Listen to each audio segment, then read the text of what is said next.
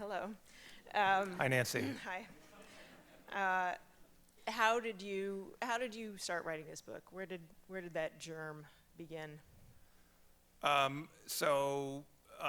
was the Newsweek bureau chief in Israel from 2010 to 2013, and Nancy was sort of on loan to me in that period. In other words, Ira Glass, the founder of This American Life, allowed her to come with me so that we could do this posting.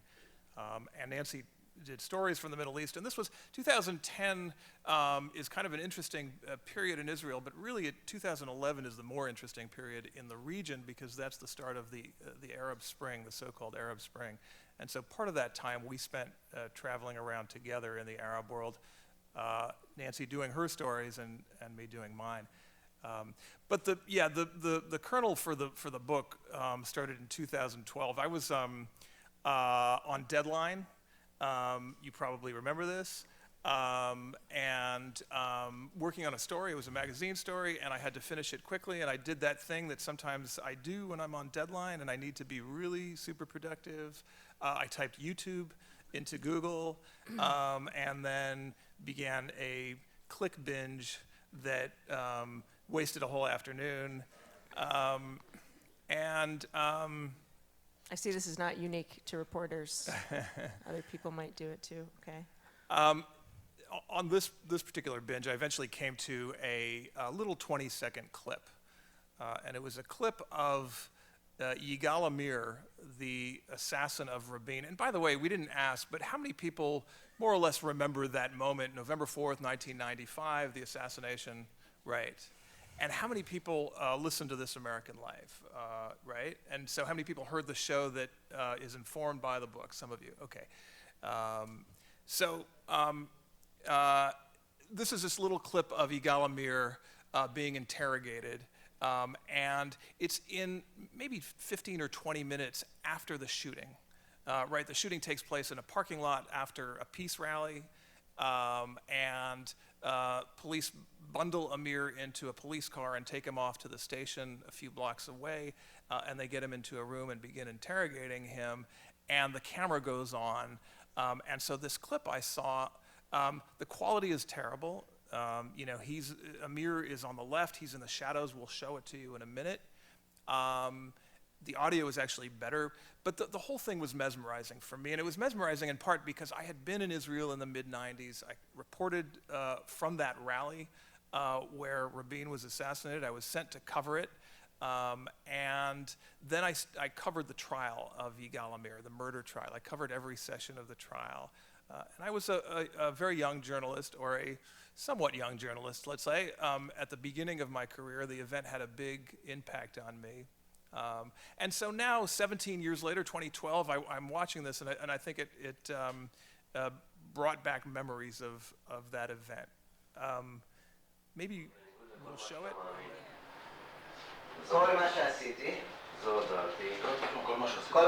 This is Amir on the left, and he's sort of leaning back and forth. לא הייתי עושה.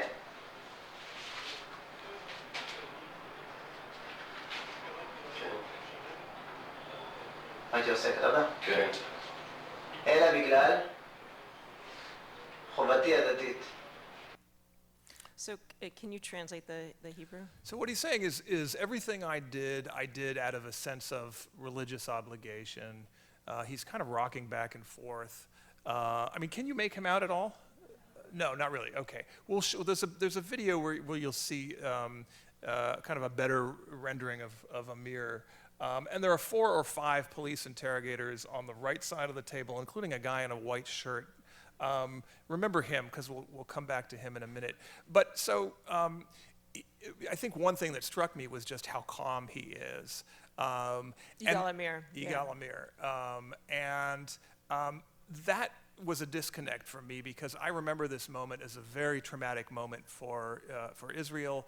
There's no tradition of assassination in Israel up until 1995. Certainly to the extent that Israelis thought that one day their prime minister might get killed, might get assassinated, I think the idea was it would come from a Palestinian or from an Arab. not from a fellow Israeli, a fellow Jew. Yigal Amir is this 25-year-old religious Jew, a religious extremist. He is a law student, a third-year law student at this moment. And this is just 20 minutes after the shooting, and he's very calm. That was one thing that struck me. The other was just the fact that there is video of this, which I didn't know, certainly when I covered the trial. And that was interesting to me because Yigal Amir, he commits the murder. He goes on trial. The trial lasts several months. Then he's sentenced to life in prison. And then he sort of disappears into the Israeli prison system. Prison authorities don't allow journalists to come in and interview him. So he's never been seen in television interviews since 1995. And here he was. And I think one thing that went through my mind was, if there's, and this is a very journalistic thing to think, but if there's 20 seconds of this clip, there's surely hours of the interrogation video somewhere out there, because if police turned on the camera, they probably kept it on.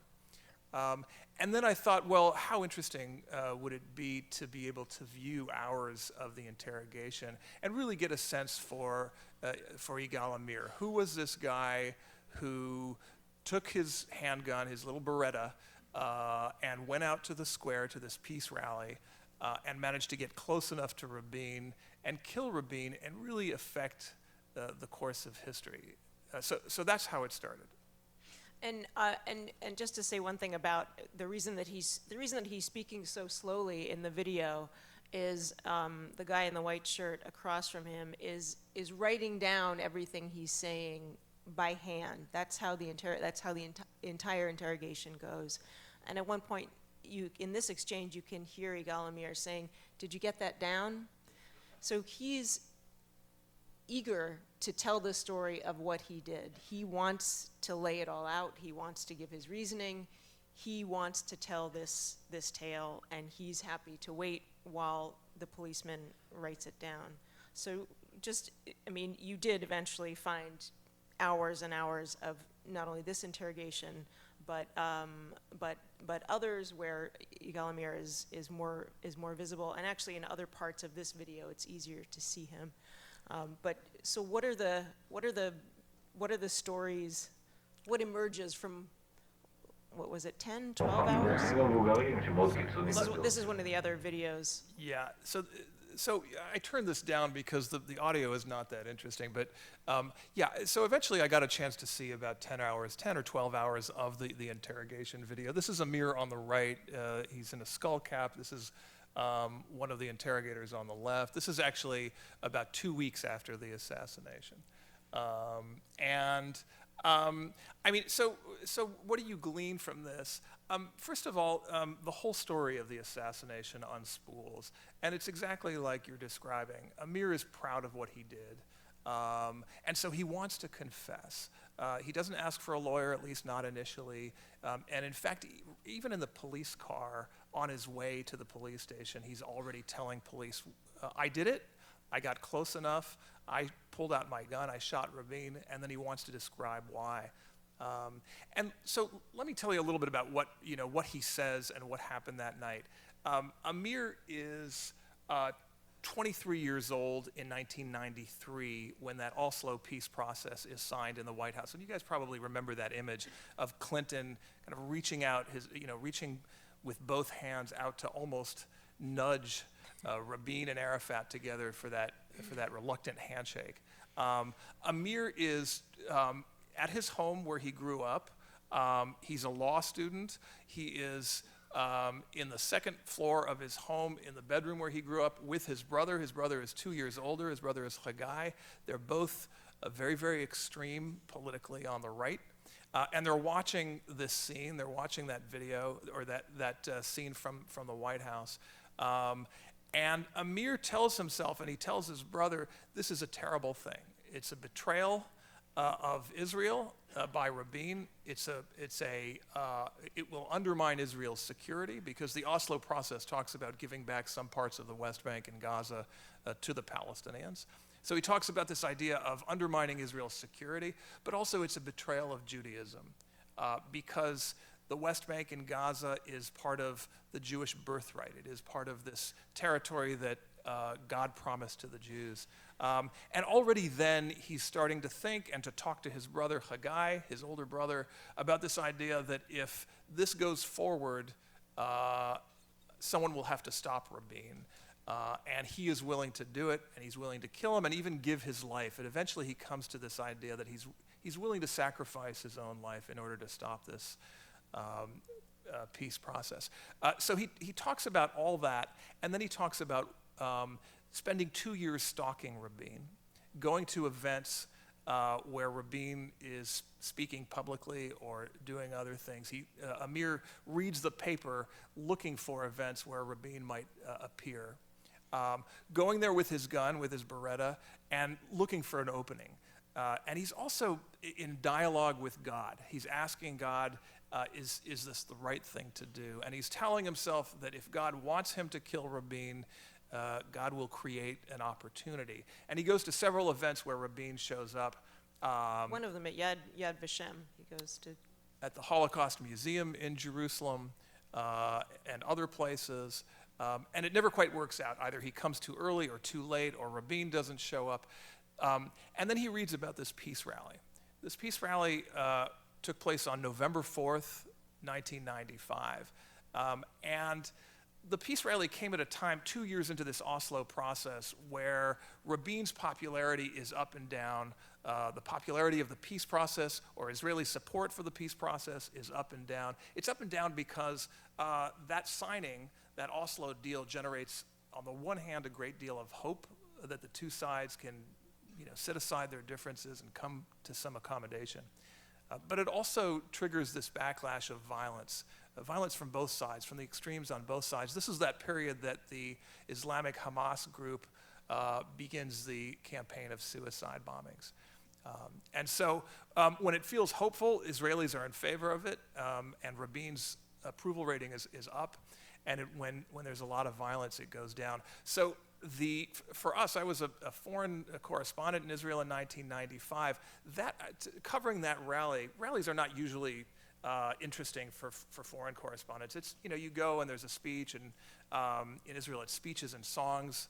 But coming at this moment, the rally was really a litmus test. It was a way to gauge how Israelis feel about the Oslo process. So what I remember is leaving my rental apartment in Tel Aviv, walking to the main square in Tel Aviv. It's a square about the size of a few football fields, and then seeing really the largest crowd I have ever seen in my life. There were 100,000 people there or more. Were you surprised at how big it was? I was surprised, absolutely, yeah. Because of the level of violence and because of this ambivalence on the part of Israelis. Israel is a polarized society at the time, very much polarized over this issue of land for peace. Do you give back land in exchange for peace? Is it worthwhile? So a very large crowd. I walked around the crowd, did some interviews, went on stage, spoke to people, and then I left and started heading back to my apartment. The rally was effectively over, and got a beeper message when I was a few blocks away saying, shots fired near Rabin, go back. And then I ran back. Now, that's my recollection. Amir, in these confessions, he says he left his home around 7:30, his home in Herzliya. It's about a half hour north of Tel Aviv. Got on a bus, had his gun with him. On the bus, he took off his skull cap and put it in his pocket. This rally is a rally of Israelis who are on the left or center left. They tend to be secular, and Amir wanted to blend in. He didn't want to stand out. He gets to the rally. He walks by the parking lot behind the stage, and he sees a Cadillac, the armored Cadillac that Rabin is chaperoned around in.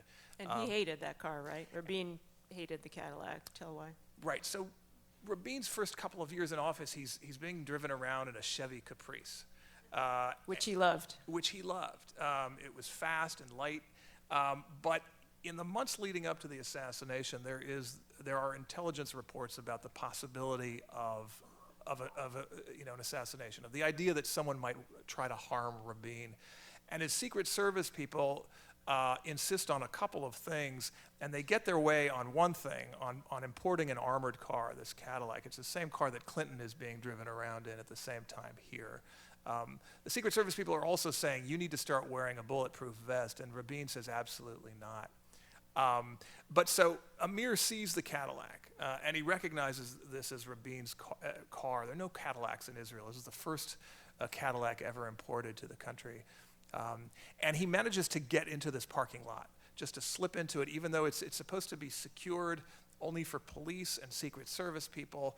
In fact, other bystanders have managed to get in and want to catch a glimpse of Rabin when he comes down. And he waits there for 40 minutes. And he watches Rabin come down off the stage, come down the stairs, and he circles behind Rabin. He sees that there are 4 or 5 bodyguards around him. And then he finds a gap behind Rabin, between the 2 bodyguards, reaches out with his gun and gets to within about a foot of Rabin and then fires 3 shots. He tells all this in the confession. 2 bullets hit Rabin in the back and a 3rd bullet hits the bodyguard. And then nobody fires at Amir. People pull out their guns. Meaning this is the security detail around Rabin. Nobody fires a shot at Rabin. Right. I mean, at Amir. At Amir. He falls to the ground and he's put into the police car and gets to the police station. But so Amir, and one of the reasons he's very calm, even as the country, and this I remember very vividly, the country instantly is plunged into a state of trauma. People talk about the Rabin assassination as Israel's Kennedy assassination. In most ways it's not. It's very different circumstances. But one way that it is this this grief and trauma that the country goes into immediately. And this fear of what this means and what happens next. So that's what's happening outside the police station. But Amir is very calm, and he's calm because he's defied the odds. He managed to get into the parking lot. He managed to get to circle around Rabin. Think of everything you know about Israeli security services, Israeli security agencies, well-trained, very effective. He manages to kill Rabin, and no one shoots him. So he's telling himself here, God wanted me to do this. God created that opening, and God helped me commit the assassination. And God protected me afterward, and that's why I'm still alive. This was part of his conviction that this is what God wanted. Right. Now, let me go back to a slide and maybe ask you a question. Remember that first slide? I said that, it was very dark and it's hard to see. On the left is Amir, and on the right side are those interrogators. And I said there was one guy in a white shirt. Remember him. And he's the guy who's writing everything down. He's the lead interrogator. And I watched this and I thought, okay, so now I know a lot about Amir. I've watched hours of him confessing. I want to know about other people in this drama. Why don't you tell the story of the interrogator? You want to go back to the slide? Or is that hard? I think it might be complicated. I Right. don't want to risk Go back it. to the slide. But yeah, remember the guy in the white shirt on the right side in the earlier video. You can't tell in that video, but he smokes a pipe. And as we were putting together the radio story, one of the things that made me and made us feel like this could be a radio story is the fact that there was so much documentation from the time. There was all of this video. There's a video of the assassination itself, which we'll show you later. There's thousands of pages of documents. And also, it only happened 20 years ago. So a lot of people who were, kind of on the scene or directly connected to it in one way or another are still alive. And Israel is a small country. It's an informal country. People are listed in the phone book, and they answer their own phones. And when we saw that this interrogator smoked a pipe, either one of us met after reporting there for years. We'd never met a single other Israeli who smoked a pipe ever. And so in tracking down this guy and wanting to talk to him, Dan was asking people, security people from the time, hey, there was an interrogator who talked to Yigal Amir on the night of the assassination. He smoked a pipe. Do you know that guy? And everybody said, well, that's Moti Naftali. There's only one guy. They only have known one pipe smoker in Israel either. So we called him up, and he answered his own phone and said, sure, come talk to me. And he's a windsurfer. In addition, retired. He's retired from being a policeman for many years, and he's a windsurfer. And he, in addition to being to this day a pipe smoker, he said when we called him to do the interview, he said, yeah, sure. And then he called back and he said, actually, the wind is looking really like it's going to be really good tomorrow. Can we do the interview another day? And we said, sure. So we went back and talked to him about this night when he interrogated Yigal Amir. He was the first person to interrogate him after the assassination, and he talked to him for hours that night, and it was very interesting.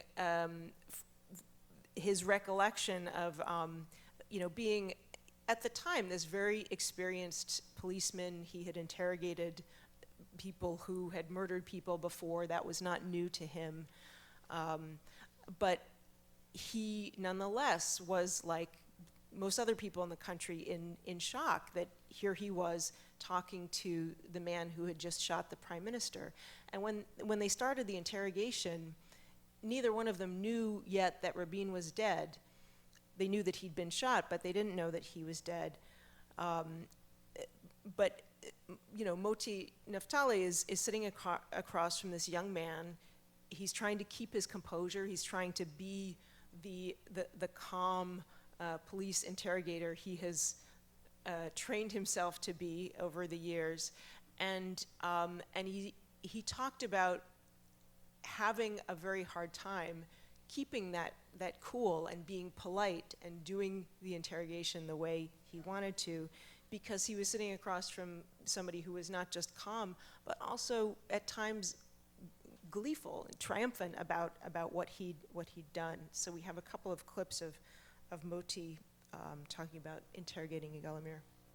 One of my police came in and brought me a cup of tea with a kalkar, white kalkar, this... Styrofoam cup. Yeah. And I told to him, would you also like a cup of tea? He says this to He Yigal said Amir. yes. And I told him, bring another one, please. And he brought him the cup of tea. And he says, don't you have cookies? And I told him, oh, you are pushing your luck. We played that clip for Ira Glass, and he said, I think that might be like the definition of chutzpah. I remember his reaction when I told him, when I accuse him, and I tell him, Moti Naftali accuse you that you shot the prime minister and you caused his death. And he was shocked to hear it. He said, what, did he die? Wow, and he jumped, like your team make a goal. Like your team scored a goal in a soccer game. Yeah. And this moment, you want to come and punch him in the face, but you must be correct. You must sit down. Sit down, Yigal. Would you like a cup of tea? Let's make l'chaim, he said. Let's make a toast. Let's make a toast. Yeah. L'chaim means to life. Yeah, to make a toast to life. Yeah, to life that he took. So, talking to Moti Naftali and other people, we managed to talk to a lot of people who were there in one way or another on the night of the assassination, to the autopsy doctor, to Rabine's driver, and this was one of the ways that for the radio story and for the book, we got a sense of what happened that night. But another resource, especially for the book. It was just thousands of pages of documents because, you know, everything Moti told us about the interrogation was also not only on video, but he'd written it down, and there were, you know, probably there were 20 or 30 other people, policemen assigned to investigate this case. So there are just reams and reams of documents about what happened. And the way this works is every time one of those investigators, I think there were 28 investigators on the case over the course of a couple of months, every time one of those investigators did anything that had to do with the case, they would jot a note down in handwritten Hebrew, a note to the file. Here's one, so this is, you get a sense for what it looks like. And this might be, you know, investigator so-and-so wanted to question the former girlfriend of Yigal Amir, of the suspect. I called her up and told her to come on down to the station. She said she's busy today, but she'll come on Friday. And that becomes a note to the file, and the file grows until it becomes some large number of binders. And eventually, a copy of all those binders goes to the defense attorney, and a copy goes to the prosecutor. This is one of those notes, and if you look up at the upper left-hand line there, it says 4/11/95. Israelis write the month and date in reverse. So that's 11/4, that's November 4th, 1995. This is, again, about a half hour after the assassination, or maybe less, after the shooting. It's not even clear yet that that Rabin is dead. And this is written by the lab technician who's taking Amir's fingerprints. And what he says here is, the suspect came to my lab, he was brought into my lab, I told him, put your fingers down on the ink pad. And then as the suspect was doing that, he noticed that his watch was missing. And the suspect turned to me, the lab technician, and he said, oh, hey, my watch is missing. It must have fallen off in the parking lot when I was shooting the prime minister. Can you radio back there? It's a nice watch, and see if one of the policemen can retrieve it and bring it back to me. These are little details that really get to, you know, to the core of what you're looking for when you're writing a book like this, when you're trying to recreate a history and also get to the psyche of one of these, of a character, of a central character in a book. Amir is one of the characters. He is one of the protagonists. Rabine, of course, is the other. Right, and they're both kind of on this quest over the course of the events in real life and over the course of the book. Rabine is on a quest to make this peace deal work, to come to an agreement with the Palestinians that will last. And Amir is on a quest to stop him, and they're both kind of marching to the point where they collide. So we have talked a lot about Amir. Why don't you talk about Rabine? Yeah, and I'm going to move us along. We have some slides of Amir, but I'm going to show them to you very quickly and then get to Rabine. And I'll just say, so we mentioned that Haggai, the older brother, is in the room talking to Amir about the need to kill Rabine. He is a co-conspirator. He spends that 2-year period plotting with his brother, and he spends 16 and a half years in prison. And then comes out of prison right around the time that I was watching that first YouTube video. And eventually I got a chance to interview him, and then interview him again and again, and spent many hours with him and his family, and they opened the photo albums and showed me photos of Amir. And by the way, a very smart young man, Haggai. So was Yigal Amir, so is Yigal Amir. Smart, thoughtful in terms of their own assessment of politics. Attended some of the best schools in Israel, the best religious schools and seminaries. All this was a surprise to me. I think the image I had, even having covered the trial, was that these two people were marginal, were not very smart, were toughs, these kind of margins of society, ruffians. This is Yigal Amir as a kid, and I'm going to scroll through this quickly. This is him in the army. He's the third man from the left. He was in an infantry brigade.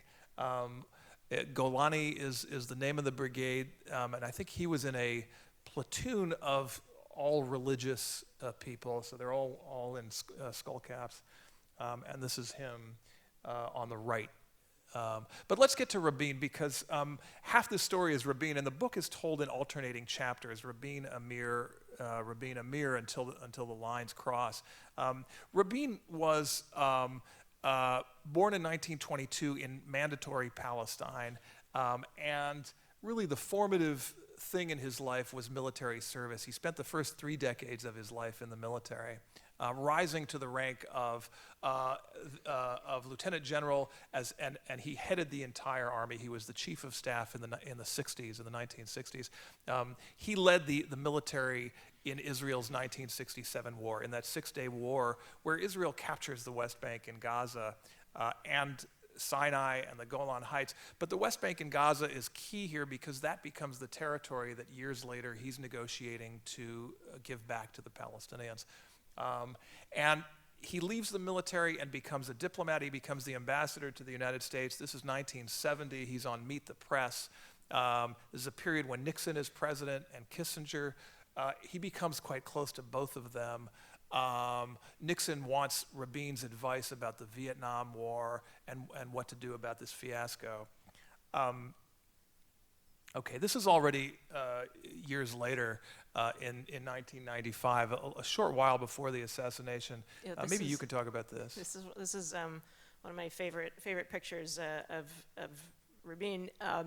So that's Clinton, obviously, on the left, and it's Rabin's chief of staff, Eitan Haber, in the middle. And this is a state function in the U.S. This is just a few months before the assassination. And when Rabin and Clinton first met, they did not click at all. I mean, it's hard to imagine two very more different people. You know, Clinton is this sort of big, tall, gregarious, not having served in the military man. And Rabin is taciturn and gruff, not a backslapper, not chatty, and he just really kind of doesn't know what to make of Clinton. But they become very close, and here Rabin had showed up for this state function, which was black tie in a suit. He didn't have a bow tie, and as I said, Israel's a very informal country. And Bill Clinton pointed to one of his bodyguards who was wearing a bow tie and said, "You take off your tie, I'm going to give it to the prime minister here." The guy takes off his bow tie, and Rabin doesn't know how to tie the bow tie, so then Clinton ties the bow tie for him, and that's what's happening in the picture. And let me say, yeah, so the relationship becomes very warm between these two men, and Clinton says at some point he sees Rabin as a father figure.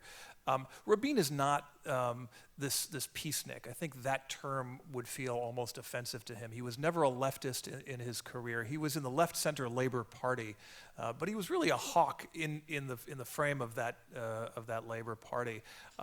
And he is the defense minister in the 80s during the first Palestinian uprising. And this is a moment where things shift for Rabin in terms of his outlook on the Palestinians and Israel. This is that first Palestinian uprising where you see very large demonstrations across the West Bank and Gaza, where Palestinians are demonstrating against this military rule in these territories that has been clamped on them since 1967, this condition where they have far fewer rights than Israeli citizens. They're under military rule. And Rabin's impulse is to order a very vigorous, a very aggressive crackdown against this Palestinian uprising. This is not the suicide bombings of later. That's the second uprising. This is mainly stones and petrol bombs. And sit-ins. And sit-ins. Yeah. But he orders a very aggressive crackdown. He comes to terms with two things. He talks about this later, and he talks about it with Clinton, in fact, in the White House. He says he came to understand, one, that Palestinians in the West Bank and Gaza would never accept Israeli rule over any long period of time, and that sustaining Israeli rule, military rule in the West Bank and Gaza, would really require Israel to live by the sword forever.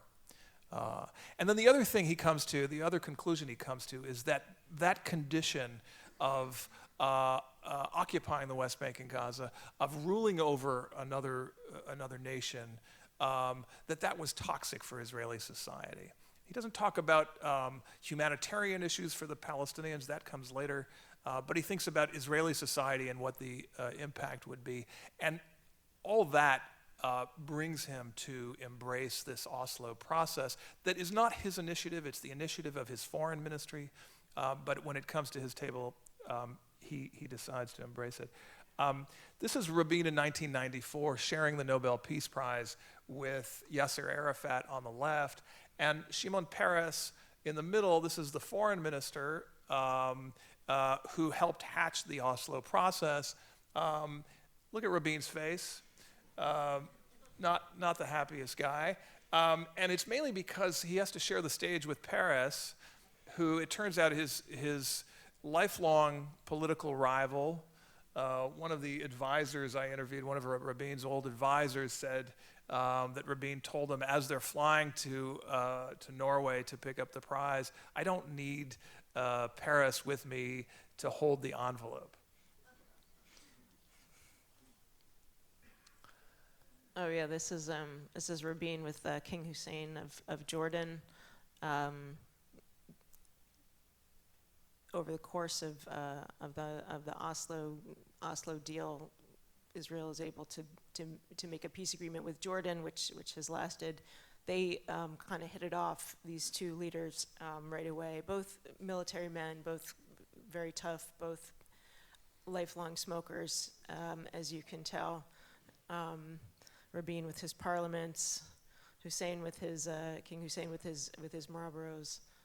And one of the documents, we talked about a lot of documents that I got a chance to review. One of them was the Pathology report after Rabine's death. And you know, the pathologist will look at every inch of the body and write a report about what he sees.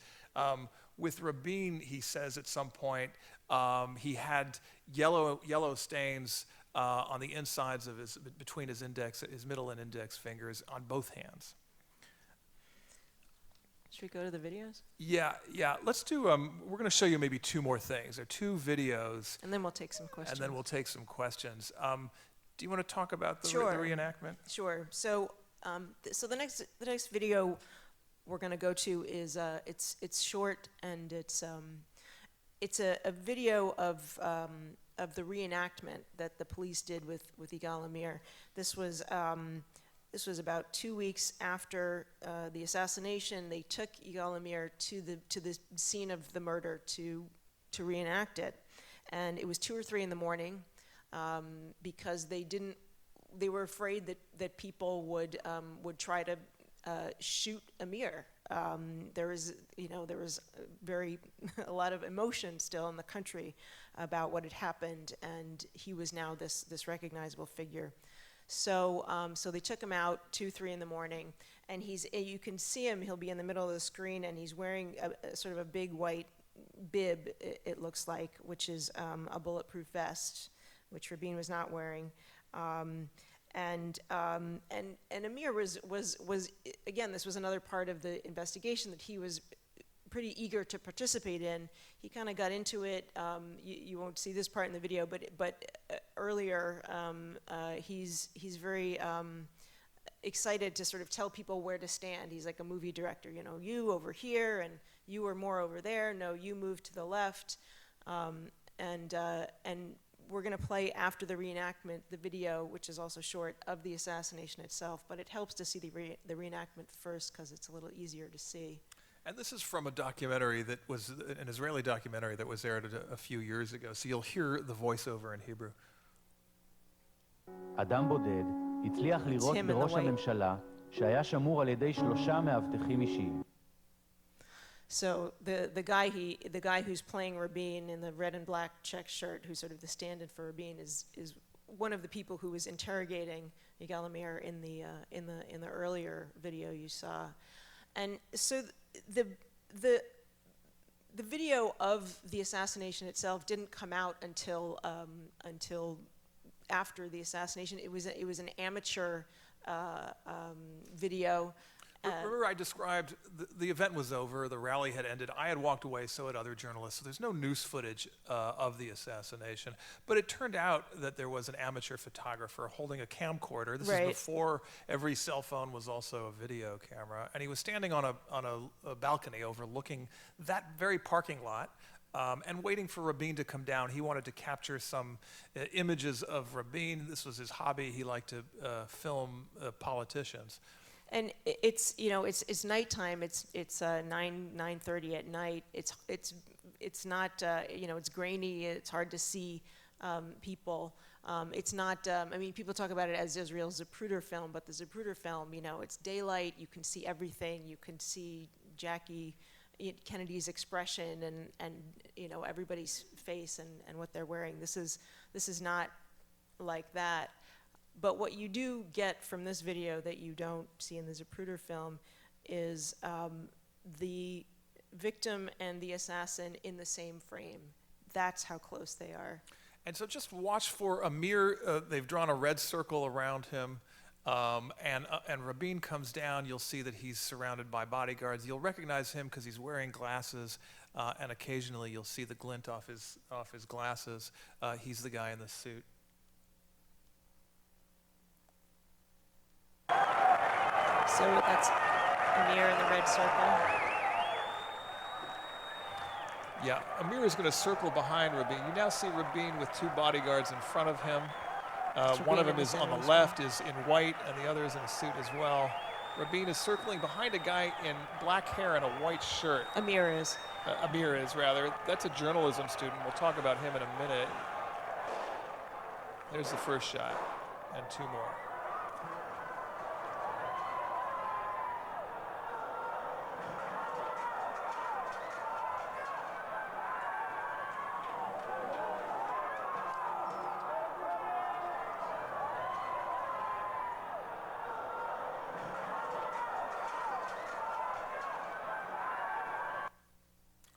Read the...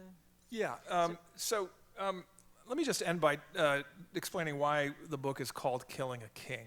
Rabin, of course, was not a king. He was Israel's elected leader. He was the prime minister of Israel. But in the aftermath of the assassination, Yigal and Haggai write letters from prison. They write letters to family and friends, and they're describing why they did this thing. And of course, we talked about the fact that they are religious. They are steeped in scripture. They know the Torah, the Jewish Bible, very well.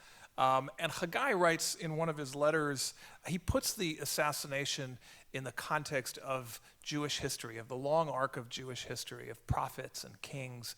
And he writes, according to Judaism, killing a king is profoundly significant. It affects the entire nation and alters its destiny. Thank you very much.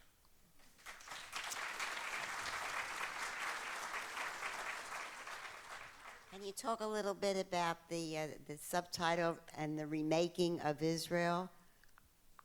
Sure. The assassination sets off this chain reaction. Peres, the man in the middle in the photo at the Peace Prize ceremony, becomes prime minister in the aftermath. And pretty quickly he goes into this election campaign against Netanyahu, against this young politician who is the head of the right-wing Likud party. And this assassination, it sets off a chain reaction which effectively leads to a shift in power from the pragmatists like Rabin to Netanyahu, to the ideologues. In some ways it's a result of the assassination. It's also a result of a bunch of mistakes that Peres makes in the period of the election campaign. And it's this watershed moment, and the election is very, very close. Rabin is assassinated in November. The election is in May. I think Netanyahu wins by fewer than 30,000 votes, less than a percentage point. So now, in the past 20 years, that shift in '95 has really cast a long shadow politically. In some ways, it was part of a trend that was happening in Israel for years earlier, a shift from the pragmatists to the ideologues. But the story of the last 20 years is really the dominance of Netanyahu and the Israeli right. Netanyahu has been prime minister for almost 10 of the last 20 years. Rabin's Labor Party has been in power for about 19 months over the last 20 years. So that was the remaking. That was the shift. after, in 1999, I think it was that Ehud Barak became prime minister, also a military man, but he wasn't able to do, I don't know if he had the same vision or ideas as Rabin. What, I realize maybe if we're going too far afield, but why he didn't succeed in what he was trying to do? Why Ehud Barak did not succeed in 1999? Yeah. So, I mean, this is a good question, and I think it goes to all kinds of issues surrounding the Oslo process. The Oslo deal is not a perfect deal. It's troubled from the outset, and it has a lot of shortcomings. And there are other shortcomings. I don't know that Arafat was, a perfect partner as well. And I think Rabin also, there were questions about how far he was willing to go. And some of that plays out later with different leaders and questions surrounding peace talks that they had. Here's how I've come to look at it. I think that the moment in 1995 when Rabin and Arafat are making progress towards this full accommodation, this final peace treaty that's in the offing, is probably the moment where it's probably the most hopeful moment. It's probably the moment where if that Oslo deal can be achieved, or more broadly, if a two-state solution is possible, that's the time. And that's the time because, the process itself hasn't been contaminated yet by the years of suicide bombings and wars and violence and settlement expansion in the West Bank and Gaza, which for Palestinians really is shrinking the territory that they're hoping to get at the end of this process. I was, reading the news this morning about Paris, about the climate change conference. I don't know if you guys saw this, but Netanyahu and the Palestinian leader Mahmoud Abbas, Abu Mazen, shook hands at the conference. It was the first time in 5 years they've shaken hands.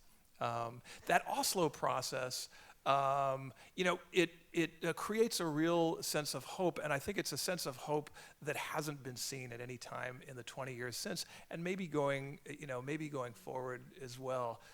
These two leaders, are the deciders of their generation. There is a reluctance to come together, and you see it in that ceremony where Clinton almost has to push the two men together, but they managed to forge a kind of relationship and a kind of trust.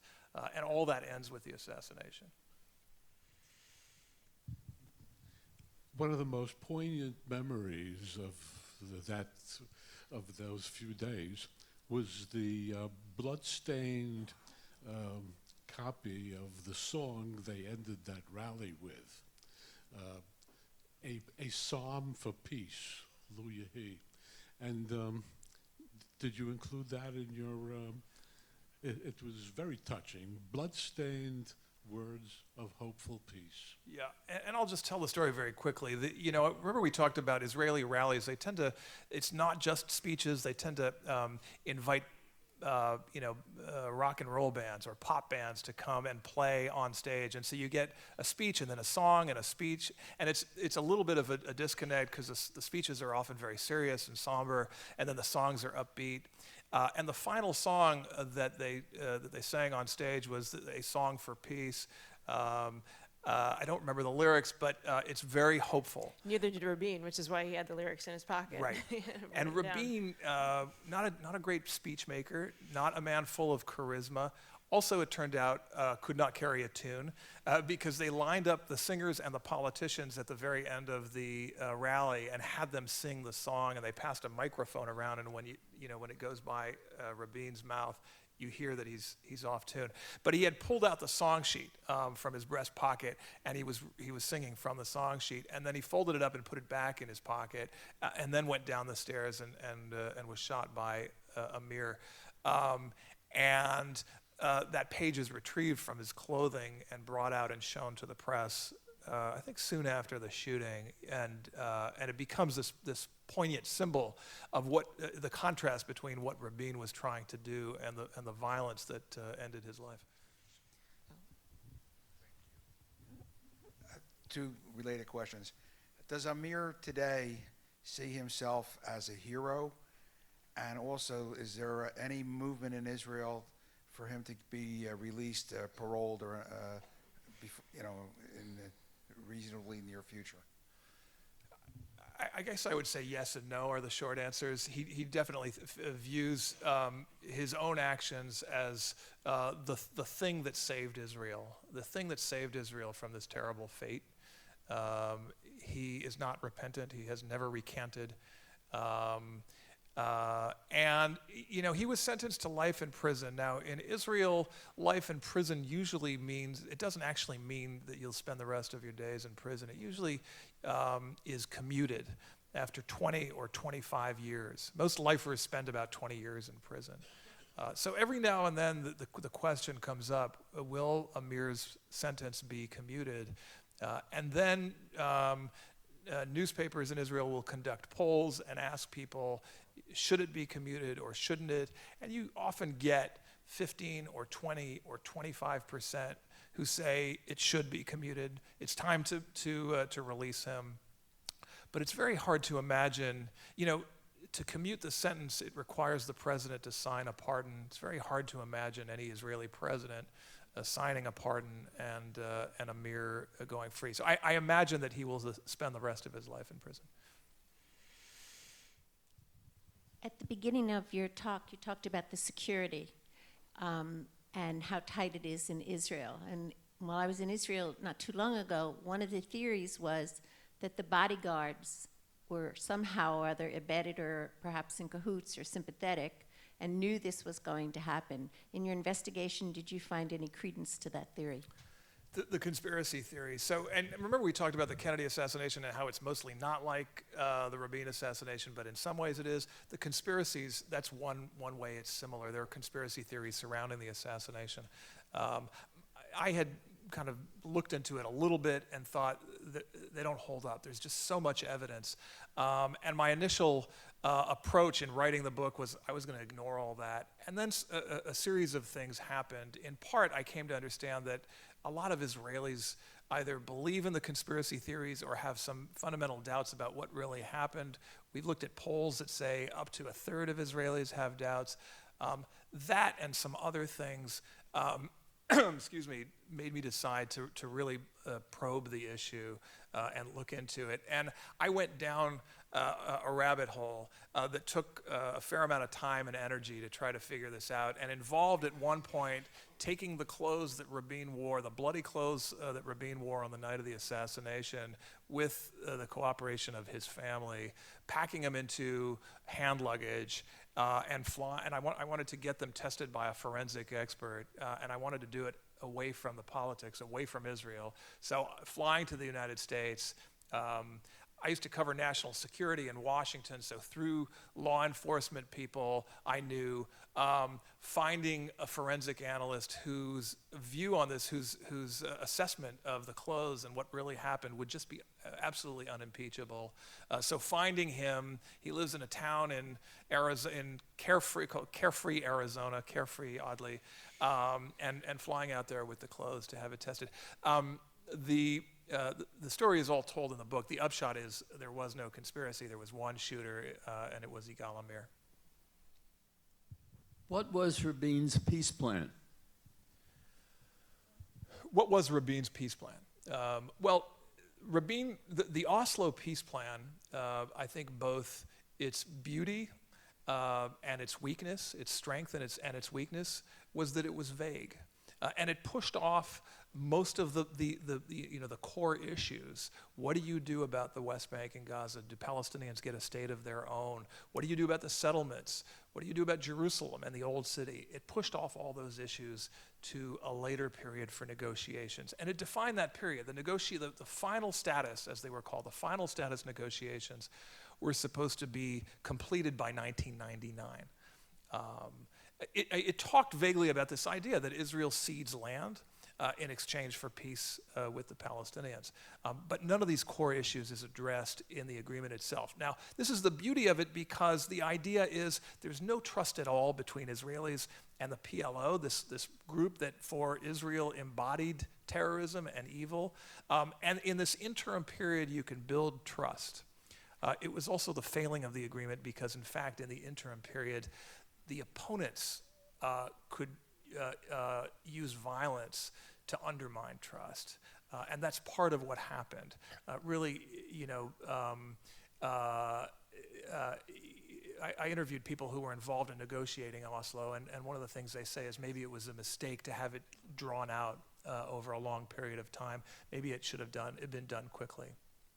So Rabin dies having never articulated exactly what he intends. Really, how much of the West Bank was he willing to cede? I think generally the notion is, and his advisors, his family members talked about this, he was ready to go pretty far.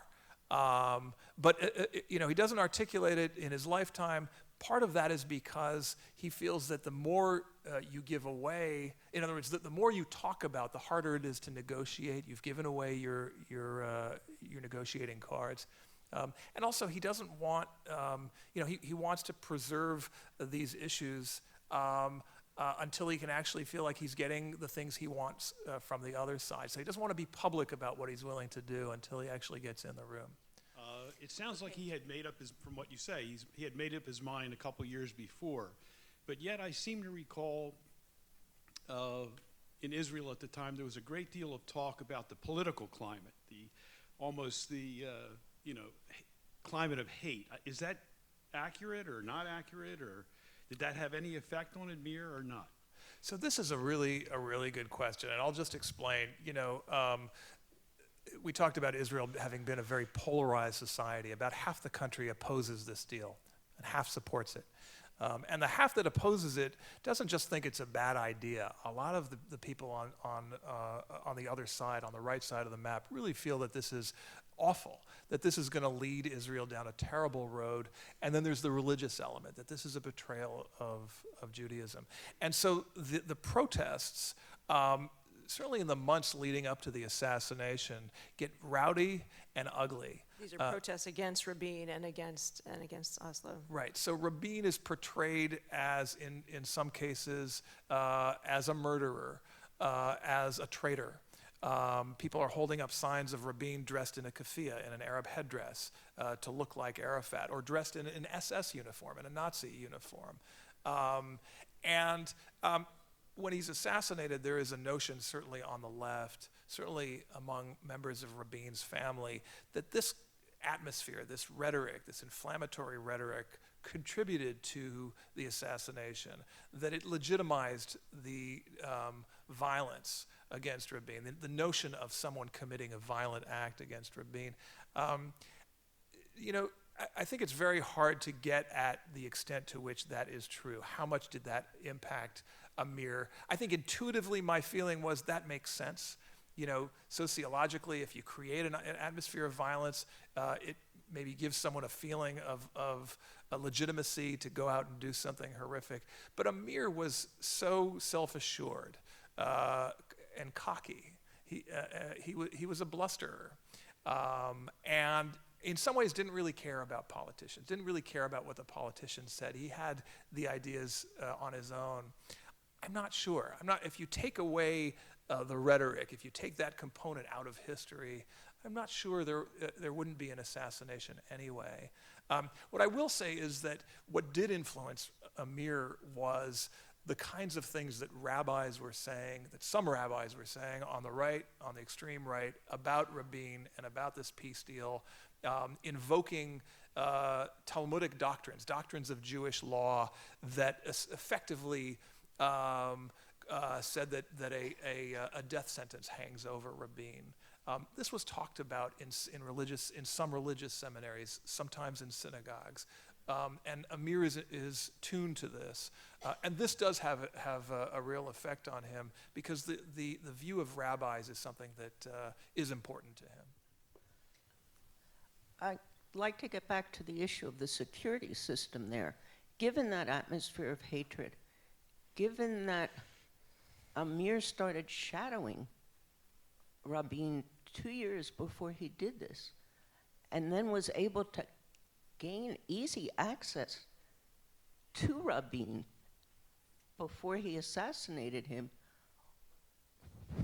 what is your take on what happened to the security system? How could this have happened as easily as it seems to have happened? Yeah, I mean, it's a colossal failure. It's the biggest failure of the Israeli security agencies in the history of the country. And it's a failure of intelligence because there were murmurs, there were people on the far right talking about the idea that a death sentence hangs over Rabin, and that someone should go, that if you can kill Rabin because he's that unique figure, he's got that combination of his military background, his record of war, but also his willingness, let's say, the lack of attachment to the land, that kind of romantic attachment or religious attachment to the West Bank and Gaza, wasn't part of Rabin's political outlook or personal outlook, that he was a linchpin to this thing, and if you could get to Rabin, you could deal a real blow to the peace process. All that is swirling around and being talked about. So it's a failure of intelligence, it's a failure of protection on that night, a colossal failure. You know, there are all kinds of reasons. I think one of them is that even as the security agencies are picking up intelligence about this idea that Israelis might try to harm Rabin, it doesn't get absorbed. It's very hard for Israelis to imagine that their prime minister would face a threat from a fellow Israeli, from a fellow Jew. And so Moti Naftali, the man who interrogates Rabin on that first night, he is also at the rally. He's helping organize security at the rally, and he says the faces we're looking for who might be, potentially harm the prime minister or others, we're looking for the faces of Palestinians. We're not looking at Jews. And of course, that changes dramatically with the assassination. The whole way that Israel protects its leaders changes very dramatically, and I think the way Israel goes about gathering intelligence on Israelis, on fellow Israelis and fellow Jews, changes overnight. Thanks a lot. That's all we have time for. Thanks for having us.